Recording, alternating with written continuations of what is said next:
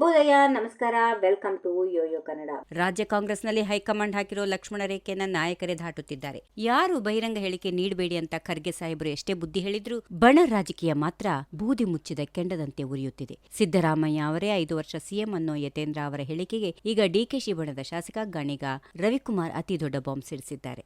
ಯತೇಂದ್ರ ಅವರೇ ನಮ್ಮ ಸುಪ್ರೀಂ ಅವರೇ ಹೈಕಮಾಂಡ್ ಅಂತ ವ್ಯಂಗ್ಯವಾಡೋ ಮೂಲಕ ಸಿಎಂ ಬಣದ ವಿರುದ್ಧ ಸಮರ ಸಾರಿದ್ದಾರೆ. ಕುರ್ಚಿ ಕದನದ ಈ ಲೇಟೆಸ್ಟ್ ಅಪ್ಡೇಟ್ ಇಲ್ಲಿದೆ, ನೋಡ್ಕೊಂಡು ಬರೋಣ ಬನ್ನಿ. ರಾಜ್ಯ ಕಾಂಗ್ರೆಸ್ನಲ್ಲಿ ಶಕ್ತಿ ಪ್ರದರ್ಶನ ಈಗ ಕ್ಲೈಮ್ಯಾಕ್ಸ್ ಹಂತಕ್ಕೆ ತಲುಪಿದೆ. ಸಿದ್ದರಾಮಯ್ಯ ಅವರ ಪುತ್ರ ಯತೇಂದ್ರ ಅವರು ನೀಡಿದ ಹೇಳಿಕೆ ಡಿಕೆಶಿ ಬಣವನ್ನ ಕೆರಳಿಸಿದೆ. ಇದಕ್ಕೆ ಕೌಂಟರ್ ಕೊಟ್ಟಿರೋ ಮಂಡ್ಯದ ಶಾಸಕ ಗಣಿಗ ರವಿಕುಮಾರ್ ಬೇಡ ಅಂದ್ರೂ ಯತೇಂದ್ರ ಮಾತನಾಡುತ್ತಿದ್ದಾರೆ ಅಂದ್ರೆ ಅವರೇ ನಮಗೆ ಹೈಕಮಾಂಡ್, ಅವರಿಗೆ ನೋಟಿಸ್ ಕೊಡೋ ಶಕ್ತಿ ಯಾರಿಗಿದೆ ಅಂತ ಪರೋಕ್ಷವಾಗಿ ಸಿಎಂ ಕುಟುಂಬದ ವಿರುದ್ಧ ವಾಗ್ದಾಳಿ ನಡೆಸಿದ್ದಾರೆ. ನಾಯಕತ್ವದ ಈ ಕಿತ್ತಾಟ ಈಗ ಹೈಕಮಾಂಡ್ ಕೈಮೀರಿ ಹೋಗ್ತಿದೆಯಾ ಅನ್ನೋ ಅನುಮಾನ ಕೂಡ ಮೂಡಿಸಿದೆ. ಇದಲ್ಲದೆ ಗಣಿಗ ರವಿಕುಮಾರ್ ಇಷ್ಟಕ್ಕೆ ಸುಮ್ಮನಾಗಿಲ್ಲ. ಡಿಕೆ ಶಿವಕುಮಾರ್ ಸಿಎಂ ಆಗೋದನ್ನ ಯಾರಿಂದಲೂ ತಪ್ಪಿಸಲು ಸಾಧ್ಯ ಇಲ್ಲ ಅಂತ ಭವಿಷ್ಯ ನುಡಿದಿದ್ದಾರೆ.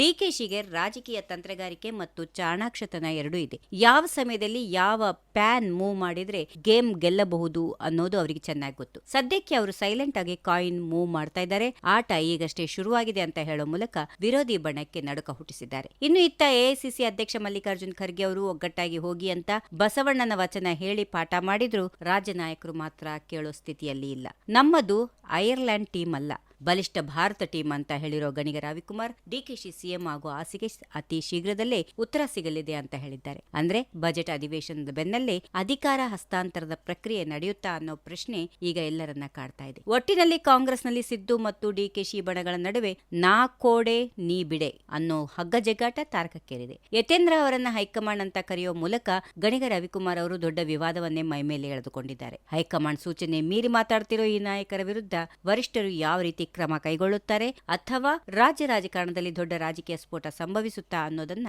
ಕಾದು ನೋಡಬೇಕು. If you like this video, ಬೇಗ ಲೈಕ್ ಮಾಡಿ, ಕಾಮೆಂಟ್ ಮಾಡಿ, ಶೇರ್ ಮಾಡಿ ಹಾಗೂ ಯೋಯೋ ಟಿವಿ ಕನ್ನಡವನ್ನು ಸಬ್ಸ್ಕ್ರೈಬ್ ಮಾಡಿ.